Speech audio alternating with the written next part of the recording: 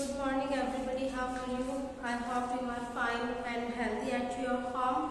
In previous video we will be discuss and explain chapter number 5 from your textbook Quality Girls, Judiciary. In previous classes we discussed part 1 of judiciary. In part 1 we will be discuss the role of the judiciary, dispute of the resolution, judicial reviews, uploading the law and the enforcing of the fundamental right, etc. Today we will be explain the part 2 of this chapter. So again I explain the title of your chapter judiciary. Judiciary की अगर हम बात करते हैं तो इसका mean मैंने before भी बताया था, जब लॉ एंड ऑर्डर्स की डिस्प्यूट होती है उसमें जुडिशरीज आती हैं. जुडिशरी ऑलवेज इंडिपेंडेंट होती हैं और इंडिपेंडेंट जुडिशरी जो है वो फ्रीडम परफॉर्म होती है, इसके फंक्शंस जो होते हैं वो इंडिपेंडेंट होते हैं. And today's our theme is structure of court in India. India के अंदर स्ट्रक्चर्स कैसी है तो इन स्पेशल तौर पर there are the 3 different level of the courts in our country which are we will be discussed now because there are the 3 level of the district level, state level और supreme court. ये 3 level जो है वो मिल करके structure जो है court का वो कंस्ट्रक्ट करता है. The first we will be goes on the district level. District level जो है ये जिला स्तरीय होता है. जितने भी डिस्ट्रिक्ट से रिलेटेड जितने भी केसेस जो होते हैं वो handled by the district court के अकॉर्डिंग होता है. अगर एट द डिस्ट्रिक्ट और tehsil level we have the sub coordinate and district courts and they hear many kinds of cases. यहाँ मैनी केसेस जो है उनको हैंडल किया जाता है, सॉल्व किया जाता है. और तहसील लेवल और डिस्ट्रिक्ट लेवल का बोथ ऑफ लेवल को इसके अंदर इंक्लूड किया जाता है. आफ्टर द सेकंड पॉइंट आता है वो state level.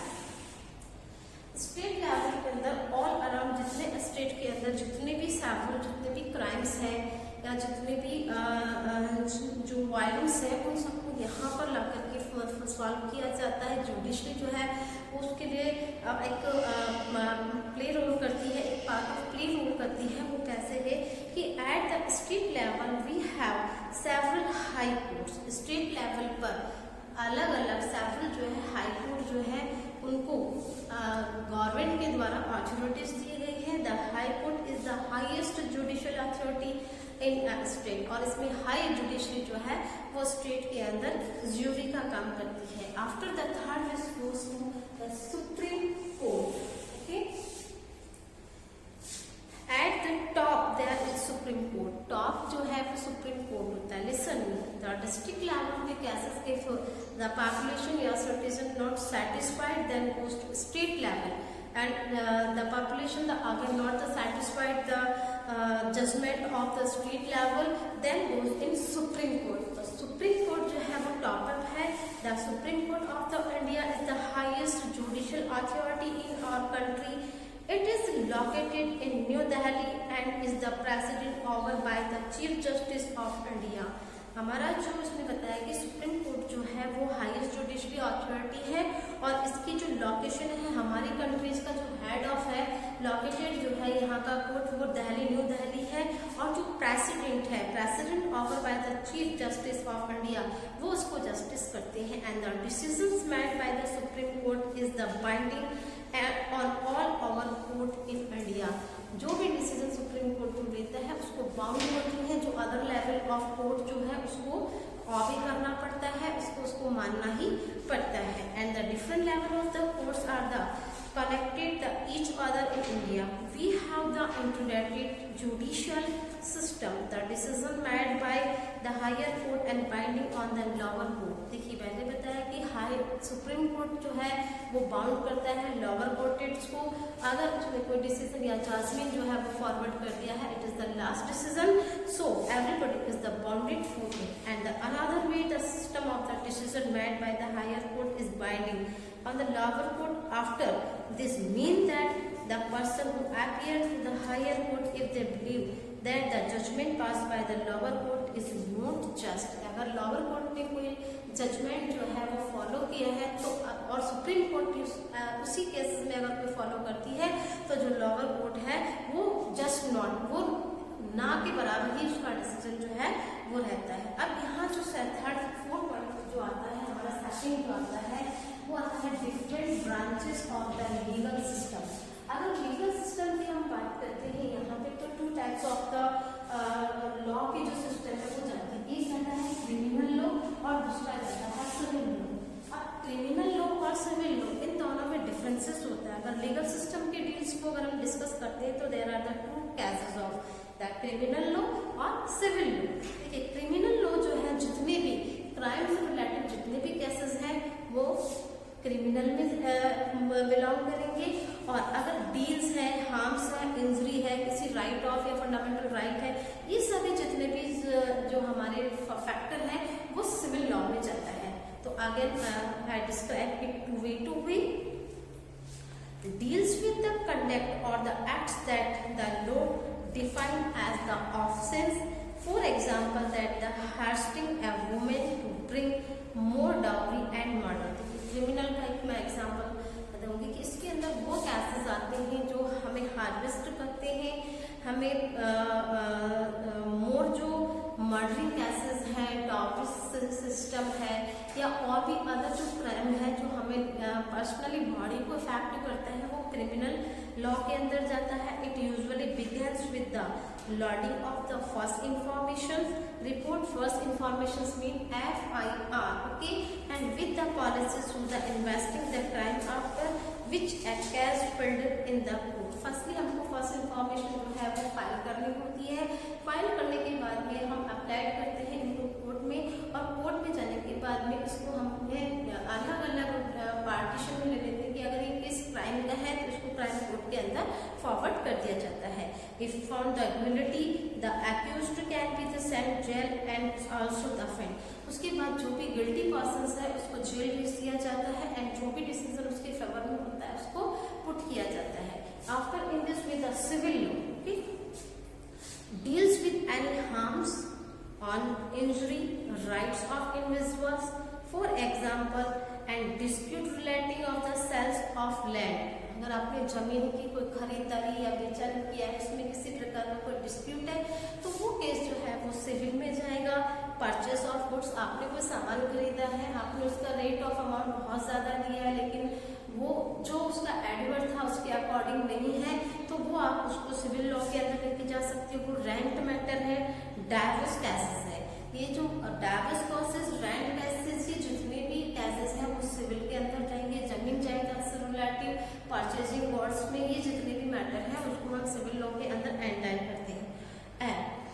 Petitions has to be filed before the relevant court by the attached party only in a rent matter, and either the landlord or the tenant can file in a case। इसमें directly case जो है वो file किया जा सकता है। The court gives is the specific relief asked for, और court जो है इसके लिए स्पेसिफिक रिलीफ जो है उसके लिए अफोर्डेबल करता है। For the instance, in the case between a landlord and a tenant, the court can order to flat be the vacated and pending the rent and the payment। अगर कोई rent से relative है तो उसको paid करेगा। अगर court जो है वो अपनी जस्टिस पे जाता है कि इस गुड्स का इतना अमाउंट था उसके अकॉर्डिंग नहीं है तो वो वापस जो है अमाउंट का कुछ परसेंट जो है वो उसको एज ए जुडिशियल्स के रूप में या उसकी जितना भी उसका जो भी लॉसेस जो हुआ है उसको प्रोवाइड करवाने की कोशिश करता है। नेक्स्ट आता है access to the court, okay.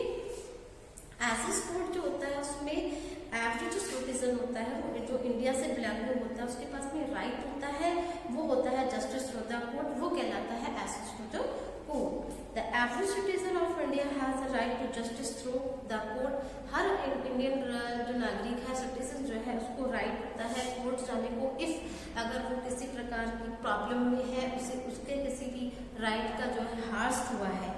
The courts play a very significant role in the protecting our fundamental right. Our constitution gives us some fundamental right.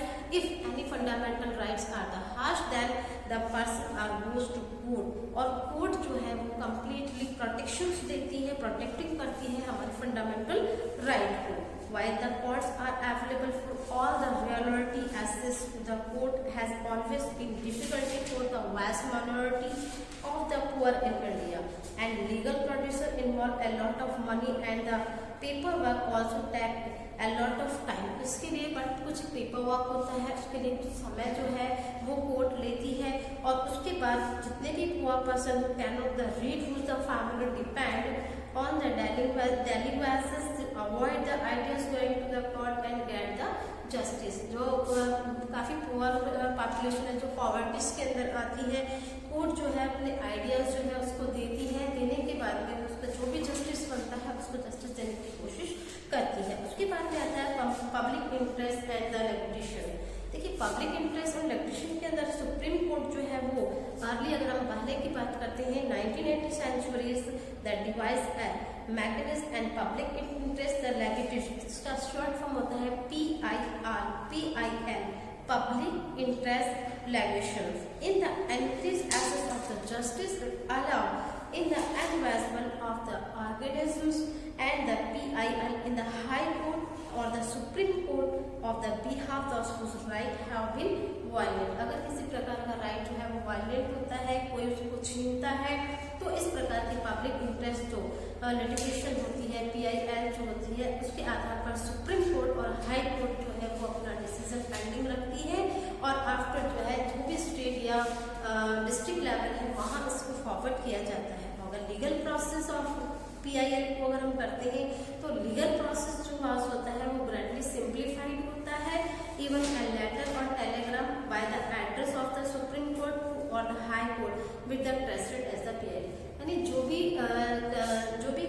Citizen है या भी जो कंज्यूमर है वो उसके एड्रेस पर जो भी डिसीजन है या जो भी डेट है उसको फॉरवर्ड करती है। इस प्रकार ऐसे सपोर्ट्स जो है वो अपने वर्क को कंप्लीट करती है। Today's your chapter's part second is completely finished now, so again you read